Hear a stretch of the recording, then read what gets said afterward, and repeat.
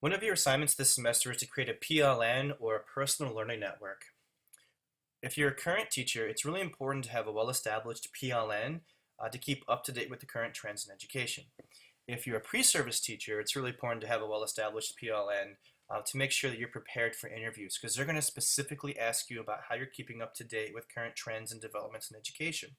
You can discuss in your interview that you have a Twitter account that you follow educators, professional organizations, and you can also talk about maybe some publications you subscribe to and that you read. So that's one thing you need to be up to date with for an interview, and that could separate you from another candidate that's getting a teaching job.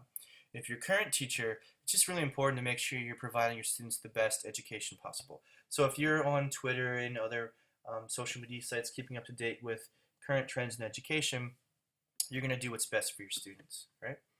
So the first thing you're going to do for this is you're going to create a Twitter account. If you already have a Twitter account that you use for personal reasons, I suggest that you create another account just to use for professional reasons. My Twitter accounts I use mostly just for professional stuff. I use other social media sites for personal things. I mainly follow all teachers. I do have some sports teams and things I follow on there as well. But mainly all my people I follow are either sports, teachers, or professional organizations.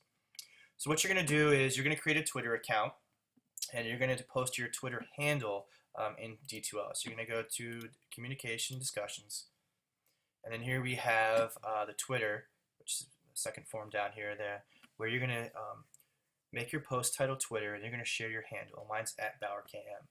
What this is going to do is this is going to create a repository of our Twitter handles that we can follow each other. You do have to follow me on Twitter. I know it's a cheap way for me to get followers. You can unfollow me after the semester's over, and I'm not going to follow you back. But it's just easier for you to follow some of the important people that I follow. So this is a list of people and organizations that you need to follow. They're basically, maybe some newspapers, some education reformists like Will Richardson, Gary Steger. Daniel Pink, he isn't an educator, but he's a business guy, but he does a lot of education stuff and just posts some really good thought-provoking things. Pete and C and PAECT are our state professional organizations for educational technology. ISTE is actually the International Society for Technology Education. And it's actually being held in Philly this year. I'll be presenting there. So if you get a chance to attend that, it's really cool. A lot of great stuff there. And then Pete and C is usually in February, always in Hershey. And if you're looking for some volunteer hours and things, you can look them up and get some great resume building stuff by helping them out. Aaron Sams is called the father of Flip Classroom. He's a great guy to follow. Edutopia is run by George Lucas, really great education. Ali Dran is a professor here, teaches educational technology courses. Sir Ken Robinson and Will Richardson, both education reformists, both really about creativity and education. They both were actually on campus a few years ago. All right, so the requirements for this, all right? I'm not going to give you a specific amount of tweets you have to do, but you have to be active each week. And anytime you do something on Twitter, I want you to use the hashtag EDFN320. Now I'm going to go over this more in class. If you're not familiar with Twitter, we're going to talk about it more. Let's just kind of give you a brief overview. I don't want you retweeting the entire semester. So I'm going to look at your activity, and you have to have a variety of your own tweets, and you can also retweet professional organizations and classmates and educators. But I want you to also have your own thoughts and feelings out there. You're also not limited to following the people I have. Obviously, there's a lot of other great people out there you can follow, and you can share this with our class so we can follow them as well. So what can you tweet? Well, you can quote things from our readings, from the books you're reading and the articles, maybe some questions you have, some thought-provoking questions.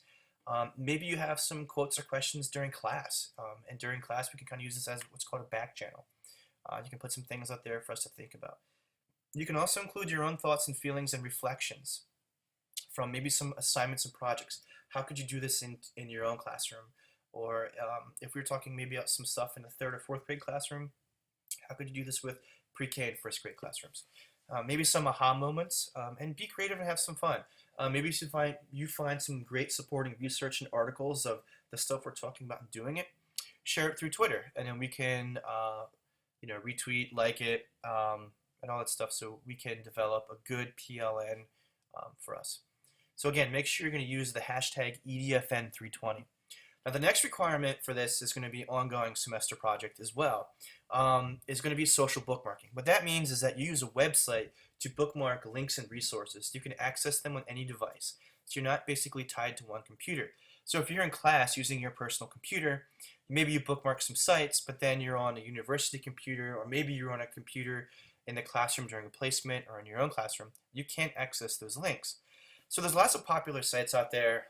One of the ones I use a lot is Diigo.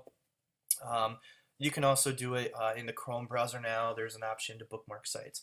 But one site for social bookmarking that I really like that we're going to use is called Symbaloo. And what Symbaloo is, it's a resource that allows you to make visual links. And if you go look here at our tech tip links, it creates these visual tiles. And what's really cool about Symbaloo is I can change the color of the tiles.